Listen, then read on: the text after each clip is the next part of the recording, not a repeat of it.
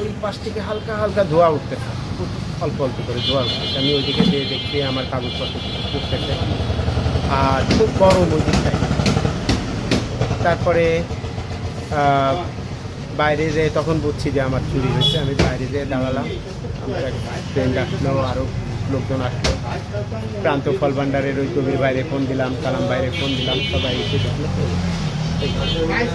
আর ক্ষয়ক্ষতির পরিমাণ নগদ টাকা, বড় নোট যা ছিল সবই নিয়ে গেছে। মানে আনুমানিক কেমন আশঙ্কা করছেন? সব মিলায়ে অনুমান করতেছি এই 2 লাখ টাকার কাছাকাছি। 2 লাখ, যেহেতু আপনার তো পাইকারি, যেহেতু বিজনেস একটা। 2 লাখ টাকার কাছাকাছি। আর মালামালের আশঙ্কা করতেছেন আসলে? মনে হয় খুব বেশি কিছু তেমন নেইনি।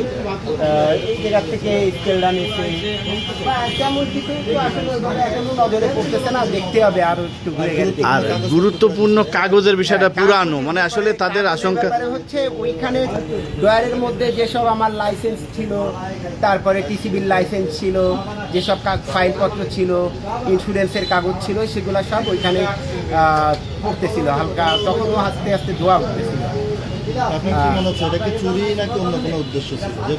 অ্যাকচুয়ালি আসলে আমার কাছে এখনো পর্যন্ত মনে হচ্ছে চুরি। কাগজটা পুড়াইছে হয়তো সিগারেটের বিড়ির আগুন ও বিড়ি খেতে খেতে আমার ধারণা ওই একটা কৌটার উপর বিড়ির আগুনটা রাখছিল, ওই কৌটা সহ পুড়ে আর কি ওইখানে আগুন ধরে গেছে। ও চলে গেছে অনেকক্ষণ, ওইভাবে ধীরে স্থিরভাবে পড়তে পড়তে পড়তে পড়তে আমার ধারণা এটা। মানে এখানে বসে পড়ে খাইছে বিড়ি, ওই জায়গায় রাখছে, সেইটা খাইছে, বিড়ি খাইছে, চা বানাই খাইছে ওইখানে।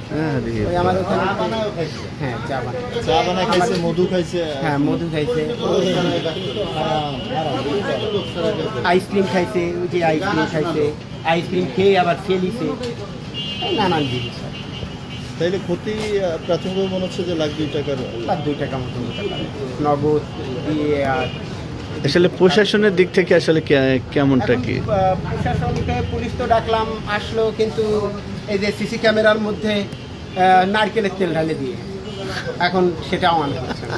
এখন তো কিছু করার নেই। খুব বোঝা যাচ্ছে যে পাকাপুক্ত চোর। পুরাটাই এই ইয়ের মধ্যে পুরাটাই নারকেল। তো এটা কি হবে না, মানে ঠিক হবে না? বলতেছে মিস্ত্রিরা, বলতেছে যে আপনারা রেখে দেন, 5-6 দিন রোদ্রে দিয়ে দেখেন হয় কিনা।